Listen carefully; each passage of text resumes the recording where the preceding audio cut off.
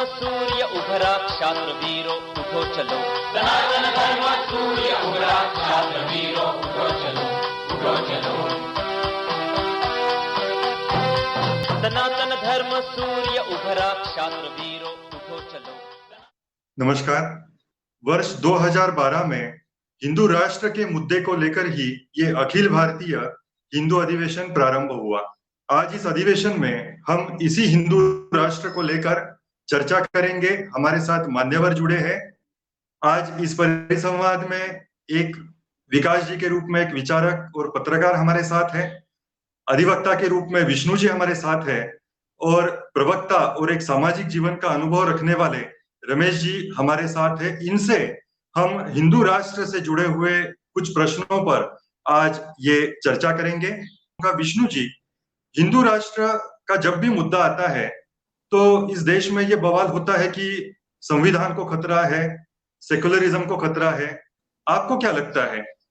आज आपने बहुत अहम सवाल पूछा है आनंद जी, और मुझे लगता है ये जो सवाल आपने पूछा है ये हिंदुस्तान की आत्मा को चोट पहुंचाने वाला सवाल है। ये वो सवाल है जो सारे धर्म अभिमानियों के दिलों में, दिमागों में पिछले 70 सालों से गूंज रहा है। उसकी कल्पना, उसके प्रति अपने विरोध हर आदमी अलग अलग तरीके से जताता आ रहा है। ये बात सही है कि राज्य अपने जो सब्जेक्ट्स हैं, अपने सिटीजन्स हैं, उनमें आपस में धर्म के आधार पर भेदभाव ना करे, डिस्क्रिमिनेट ना करे, और वो व्यवस्था ऑलरेडी आर्टिकल 14 में, आर्टिकल 15 में और आर्टिकल 27 में बनाई गई है।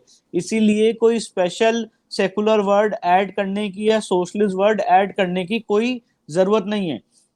आप कहते हैं कि हम सोशलिस्ट राज्य, हम समाजवाद के प्रिंसिपल पे चलेंगे। अब ये कैसा समाजवाद का प्रिंसिपल है जहां पे सारे, आप आजकल देख रहे होंगे कि सारे जितनी गवर्नमेंट कंपनीज हैं वो खत्म हो रही हैं और सारी चीजें प्राइवेटाइज हो रही हैं। तो कहीं ना कहीं ये समाजवाद के कंसेप्ट का उल्लंघन नहीं है। उसकी मूल कारण ही यही है कि समाजवाद और सेकुलर वर्ड संविधान की मूल प्रस्तावना में नहीं रह सकता था, क्योंकि एक पॉलिटिकल थॉट है।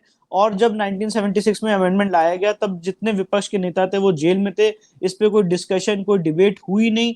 और सबसे इंपॉर्टेंट बात यह है, हमने अपने पिटीशन में जो मूलभूत रूप से कहा है कि लोग कभी सेकुलर नहीं होते हैं, सरकारें सेकुलर होती हैं। तो संविधान में सेकुलर वर्ड 1976 में ऐड किया गया है, और जो सेक्शन 29A के तहत मैंडेटरी डिक्लेरेशन मांगा जाता है, उसके तहत आप मुझे बाउंड करते हैं कि मैं कहूं कि नहीं, सारे धर्म बराबर हैं, और मैं कोई भी राजनीतिक दल बनाऊंगा तो मैं सेकुलरिज्म की आइडियोलॉजी को बिलीव करूंगा।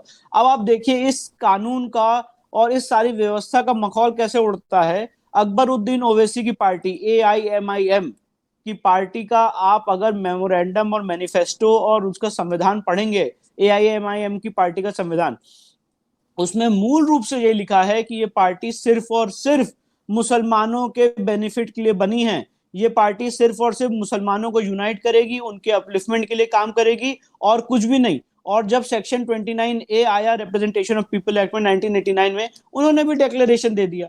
तो ये डिक्लेरेशन तो सिर्फ एक मियर फॉर्मेलिटी है कि आपने डिक्लेरेशन दे दिया, पर आप धर्म के आधार पर वोट मांगते रहेंगे। जी विष्णु जी, बिल्कुल आपने ये जो बताया कि सेकुलरिज्म शब्द का कहीं ना कहीं हिंदुओं के साथ दूजा भाव इस शब्द के कारण हो रहा है। तो इसी को लेकर मैं अब विकास सरस्वत जी के पास जाऊंगा। विकास जी, आप हिंदुओं को समान अधिकार मिले इसके लिए प्रयास करते हैं। अब समान अधिकार देना ये तो व्यवस्था का काम है, तो कुछ बिंदु यहाँ पे विष्णु जी ने रखे। तो आप वर्तमान व्यवस्था में क्या देखते हैं कि हिंदुओं के साथ क्या सौतेला व्यवहार हो रहा है और क्यों हिंदू राष्ट्र जरूरी है? आप क्या बताएंगे?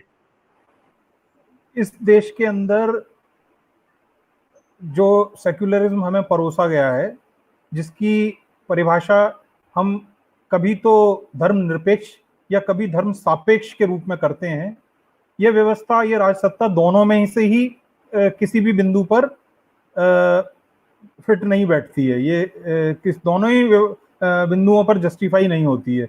ना तो ये एक धर्म सापेक्ष व्यवस्था है, क्योंकि हम देखते हैं कि कुछ धर्मों को विशेष प्रावधान मिले हुए हैं।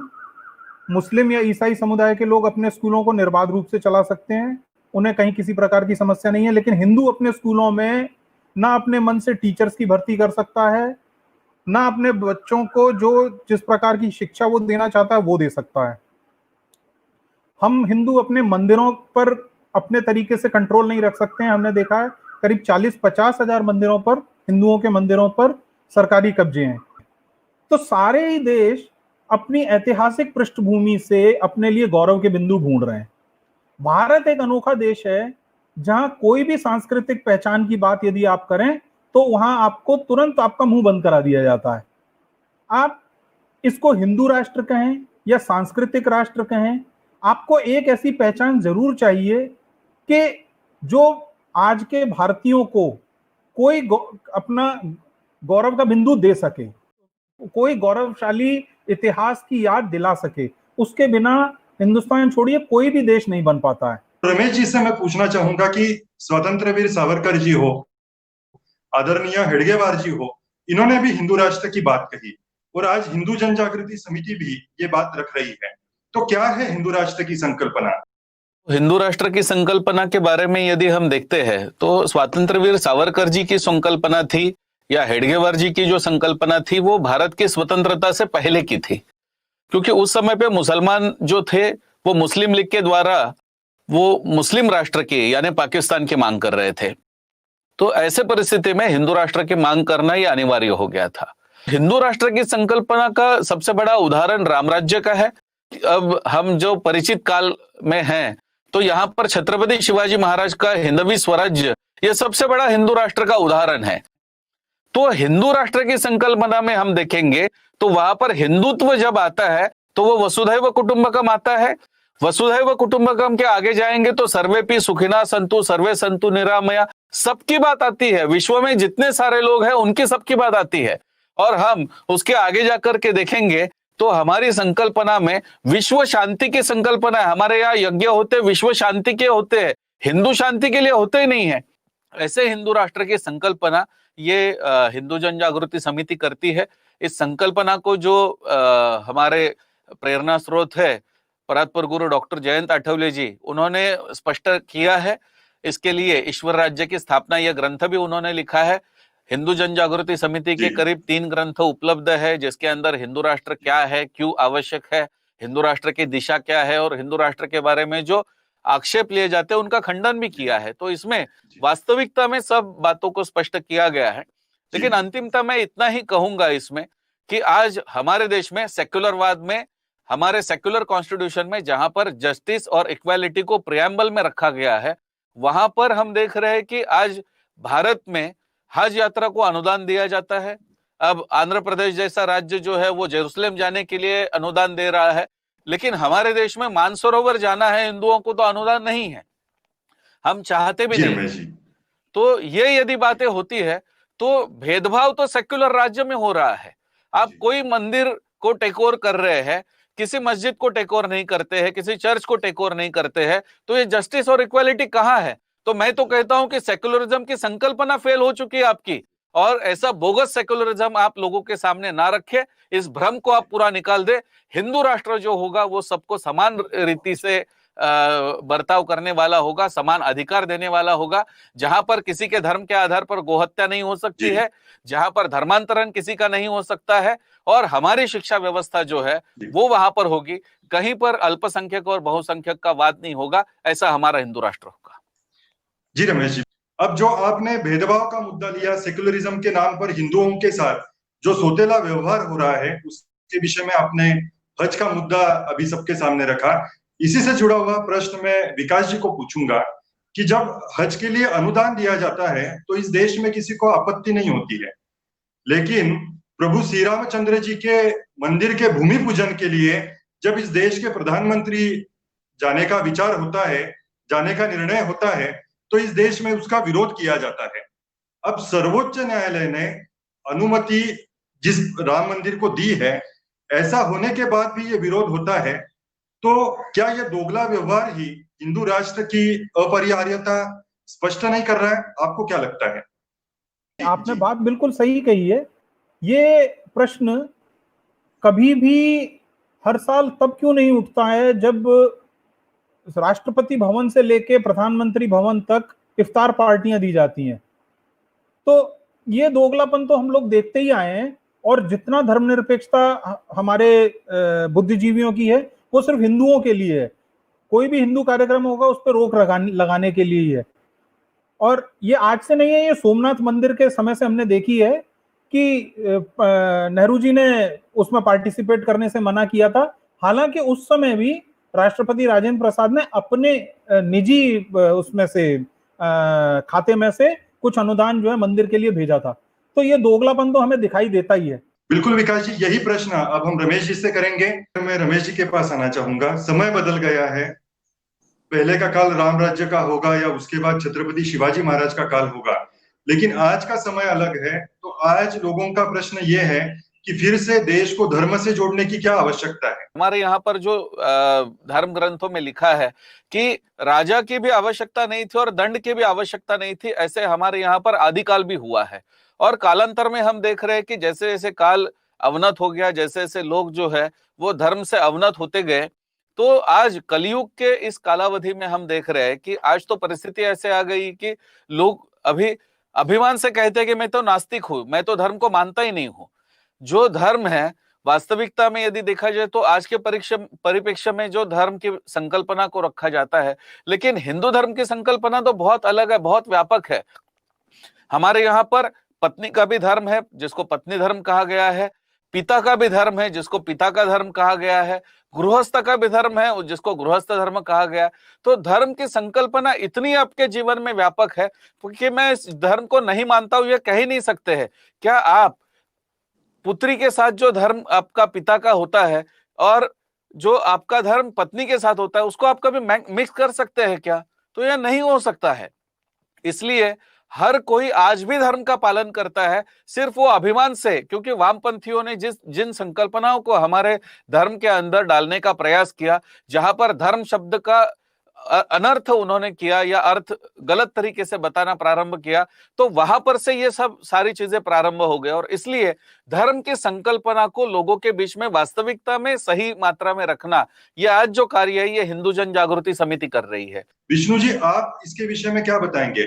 हिंदू राष्ट्र की संकल्पना संवैधानिक है या असंवैधानिक? हिंदू राष्ट्र की मांग इस देश की बहुसंख्यक जनता कर रही है, 100 करोड़ हिंदू कर रहे हैं, तो उसका कोई भी रिस्ट्रिक्शन नहीं है कि आप उस देश का संविधान दोबारा ना बदल सकें और नया संविधान ना ला सकें।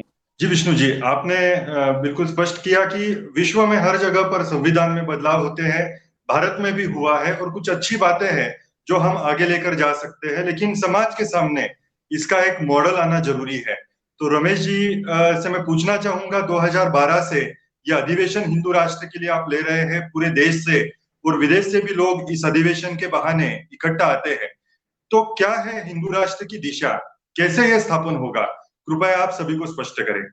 हमारे सामने बहुत सारी समस्याओं को रखा जाता है कि कभी कहा जाता है कि गोरक्षा की भी समस्या है, हमारे यहाँ पर धर्म परिवर्तन की समस्या भी है, हमारे यहाँ पर लव जिहाद की समस्या भी है, हमारे यहाँ पर मंदिरों के सरकारीकरण की भी समस्या है। लेकिन जब तक उस माध्यम से, जिस माध्यम से ये सारे आघात होते हैं, उस माध्यम को जब तक हम नहीं बदलते हैं तब तक ये आक्रमण नहीं रुक सकते हैं।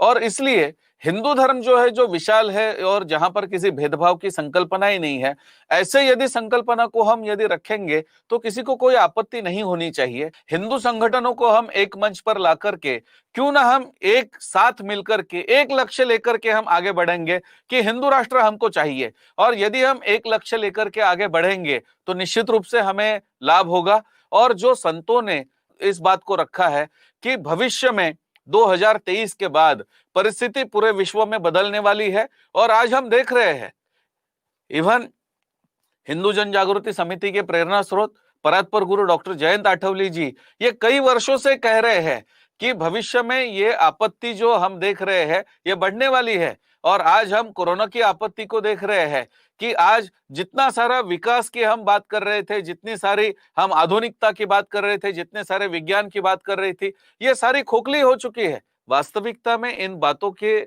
आधार पर यदि हम कहेंगे तो जो ऋषि मुनियों ने कहा है कि 2023 के बाद विश्व में पूरी उलट पुलट होने वाली है और उसके बाद जो रचना हिंदू राष्ट्र की है वो प्रारंभ होगी, तो निश्चित रूप से ये होने वाला है। और हमारे संतों के ऊपर विश्वास है, हमारा ये मानना है कि निश्चित रूप से ऐसे होगा।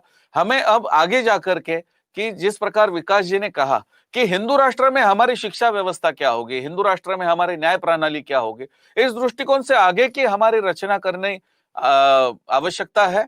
हम और अच्छी बातें क्या कर सकते हैं, आज जी। जिस संविधान में हमने 124 अमेंडमेंट्स किए हैं, मूल संविधान तो कहाँ रहे ही नहीं।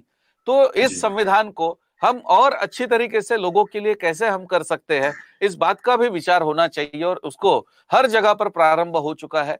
हम जो पूरे भारत के जो निवासी है उन सबके हित में विचार करेंगे और निश्चित रूप से ये हिंदू राष्ट्र जो होगा वो आदर्श होगा।